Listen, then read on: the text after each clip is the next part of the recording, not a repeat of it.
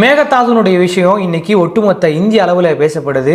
இன்னைக்கு தமிழக முதலமைச்சர் ஜோசப் விஜய் அவங்க பிரதமருக்கு கடிதம் எழுதியிருக்காங்க. இது தொடர்பாக அந்த கடிதத்தில் என்ன சொல்லப்பட்டிருக்கு, கர்நாடக அரசு எதற்காக மேகதாது அணையை கட்ட போறேன் அப்படின்னு சொல்றாங்க, தமிழகத்துக்கு இந்த மேகதாது அணையை கட்டினா என்ன மாதிரியான பிரச்சனைகள் வரும் அப்படிங்கிறத இந்த வீடியோவில் சுருக்கமாக பார்ப்போம். அதாவது கர்நாடக அரசு மேகதாது அப்படிங்கிற ஒரு பகுதியில் இந்த அணையை கட்ட போறாங்க. அதுக்காகத்தான் மேகதாது அப்படின்னு சொல்லி ஒரு பேரும் வச்சிருக்கிறாங்க இந்த திட்டத்துக்கு. அந்த மேகதாதுனுடைய அணை எதுக்காக அவங்க கட்டுறாங்க அப்படின்னு சொன்னா, அந்த அணையின் மூலமாக தண்ணீரை தேக்கி வச்சு பெங்களூரு மக்களுக்கு நாங்க கொடுக்க போறோம், அது மட்டும் இல்லாம அதுல இருந்து மின்சாரம் நாங்க தயாரிக்க போறோம் அப்படின்னு சொல்லியிருக்கிறாங்க. சரி, கர்நாடக அரசு அந்த மேகதாது அணை கட்டுறதுனால தமிழகத்துக்கு என்ன பிரச்சனை இருக்கு அப்படின்னு சொல்லி கேட்டா, இங்கதான் ஒரு முக்கியமான பிரச்சனை இருக்கு. என்ன அப்படின்னா, அப்பர் ஸ்டேட் லோயர் ஸ்டேட் ரெண்டு ஸ்டேட் சொல்லுவாங்க.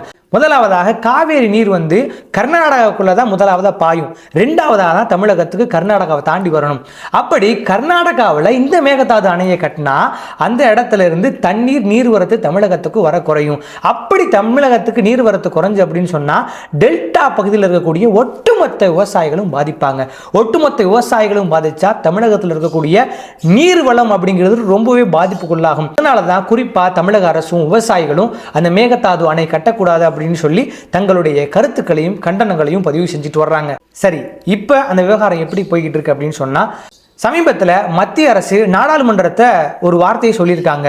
மேகதாது அணை கர்நாடக அரசு கட்டுறதுக்கு தமிழக அரசுகிட்டையோ தமிழக மக்கள்கிட்டையோ எந்த விதமான அனுமதி வாங்க தேவையில்லை அப்படின்னு சொல்லியிருக்காங்க.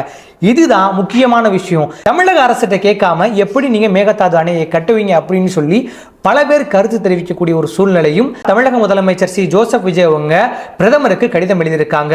இந்த ஒரு விஷயத்துல நீங்க தமிழகத்தினுடைய நீர்வளத்துறையையும் பார்க்கணும், நீர்வள வேளாண்மையும் பார்க்கணும் அப்படின்னு சொல்லி பல்வேறு கோரிக்கைகளோட அந்த கடிதத்தை கொடுத்திருக்காங்க. இந்த விவகாரம் முடிஞ்சிருச்சா அப்படின்னு பார்த்தா இன்னும் முடிவுக்கு வரல. மத்திய அரசு அடுத்த நாடாளுமன்ற கூட்டத்தொடரில் என்ன சொல்ல போறாங்க, கர்நாடக அரசு இதுக்கடுத்து என்ன பண்ண போறாங்க, தமிழக முதலமைச்சர் விஜய் அவர்கள் இதுக்கடுத்து என்ன மாதிரியான நடவடிக்கைகள் எடுக்க போறாங்க அப்படிங்கிறத பொறுத்து தான் பார்க்கணும். இரண்டு மாநிலங்களுக்கு மத்தியில் இருக்கக்கூடிய தன்னோட வளத்தை தானே வச்சுக்கும் அப்படிங்கிறது இது ஒரு சிறுபிள்ளைத்தனமா இருக்கு. ஏன்னு சொன்னா, என்கிட்ட ஒரு சின்ன பிள்ளைய தான் சொல்லு, என்கிட்ட ஒரு பென்சில் இருக்கு, என்கிட்ட ஒரு ஷார்ப்னர் இருக்கு, நானே வச்சுக்குவேன். அது மாதிரி கர்நாடக அரசு எடுக்கக்கூடிய முடிவு இருக்கு. ஏன்னு சொன்னா, இந்தியா அப்படிங்கிறது ஒரு ஒருமைப்பாடான நாடு. இங்க இருக்கக்கூடிய பொருட்கள் கர்நாடகா மாநிலத்துக்கு போகுது, கர்நாடகாவில் இருக்கக்கூடிய பொருட்கள் இங்க வருது, இங்க இருக்கக்கூடிய பொருட்கள் கேரளாவுக்கு போகுது, கேரளா இருக்கக்கூடிய பொருட்கள் இங்க இருக்கு, இங்க இருக்கக்கூடிய பொருட்கள் ஆந்திர பிரதேசுக்கு போகுது, ஆந்திர பிரதேச இருந்து இங்க வருது.